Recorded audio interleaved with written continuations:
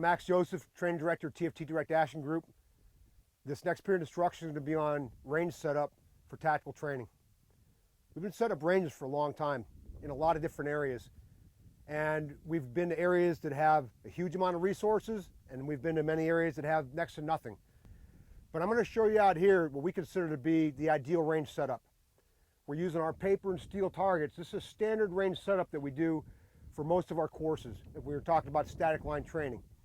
But let's start talking about the paper target first here. This is our handgun target.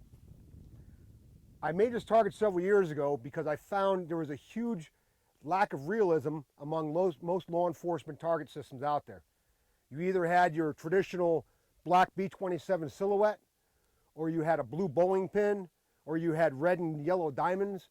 None of those reflected the reality of a lethal force encounter. Okay? It needs to be visualized by the shooter what he's going to see on the day when he needs to employ that weapon for lethal force. And the number one precursor for lethal force engagement is going to be a weapon or an obvious lethal force threat to yourself or non-combatants. On this handgun target, the most prominent thing you see is that 1911 sticking right in your face. And some people have mentioned, they're like, dang, that gun looks extra big. That's correct, all right? We did it that way on purpose with the photography because that's the way it's going to look when it's stuck toward your face, okay? So for those other targets out there, those bowling pins and the diamonds, if I was a sheriff or chief of police and I walked out to watch my SWAT team train, I would ask that instructor, why do you have my officers engaging on a target that doesn't meet a lethal force requirement, okay? So all of our paper target systems always have some sort of very prominent threat on it, okay?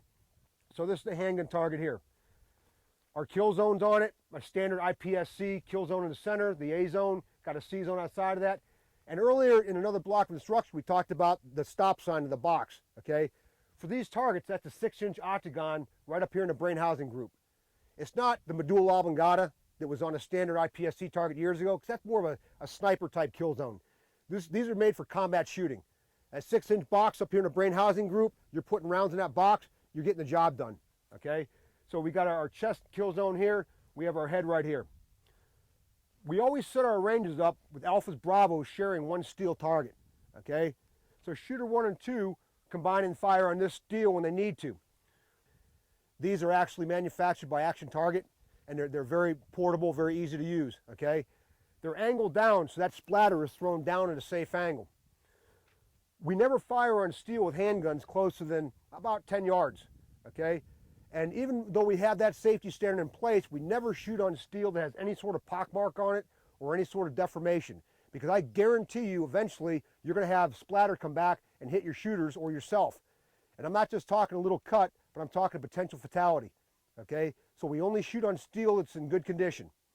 And then this pattern replicates itself down the line, okay? We got alpha, bravo, paper, steel, alpha, bravo, paper, steel, and that repeats itself, okay?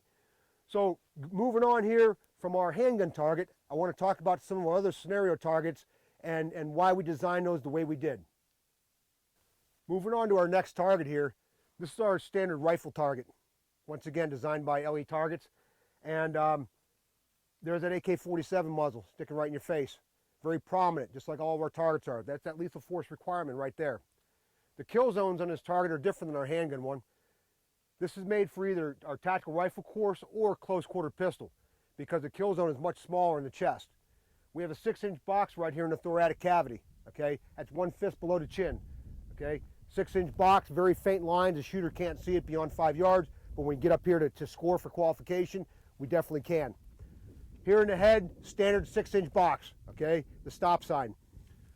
So this is our rifle target here, thoracic cavity, head, big AK-47 muzzle. Moving on to this next target. We call this high-low target, and it was designed primarily for two-man team tactics training. Because when I go to different departments and run courses, I'll generally have 20 to 24 guys on the line at the same time. As opposed to setting up 24 target stands, this idea occurred to me years ago about just doubling the targets up on a frame. So on a high-low target here, we've got identical proportionate kill zones for the bad guys here. 6-inch box in thoracic cavity, taken from our rifle target, and then you got a 6-inch stop sign right up here in the head. Okay, our high-low targets on the square range, we'll have shooters combine on this, but Another great idea about this target is that in our shoot house, our bullet traps are about 2 feet by 2 feet. Using these targets, I can take my razor blade, slice these things in half, and now I got 2 targets for 1, and I can staple up to my bullet traps throughout the house. This right here is our hostage target, standard hostage target. Once again, this is not usually shot at on a square range, it's shot at in a shoot house. Designed to be multiple images, so we take it and cut it in half, we staple these or glue them to our target frames, okay?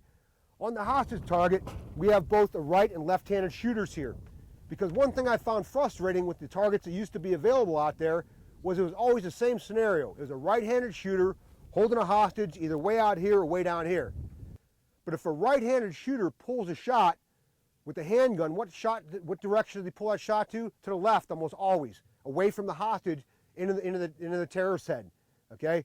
I wanted to correct that by now having this scenario swapped around, so when they come in that room, they can't always read the target. They can't say, I know this one, because they're not sure if it's going to be the right or the left side the hostages are. They have to actually look and identify who is the threat and who's the hostage. This is another hostage scenario, and it's showing something you don't normally see. It's multiple females on a target, okay? One having a blade as their lethal force implement, okay, and the other one a hostage. You have to read this target. When guys come in a room, a lot of people have just been taught gun or knife, and they will look at that threat and then engage that target where that is. But you have to look at who's holding that, okay? So once again, on this right and left-handed hostage taker, very unforgiving, doggone distances here for if shooters pull their shots, and we got our 6-inch kill zone up here in the head, okay? But this is just our female hostage target. In summary here, this has been a very short brief on the way we set ranges up for safe and effective and realistic tactical training, and showing you a variety of the different target systems that we use out here. You can get any of these steel targets from Action Target, and who manufactures our photogenic targets is Law Enforcement Target. So you can search those on the internet and get some of these for your team or your department. I guarantee it's going to increase the realism of the training that you're conducting. All right, questions?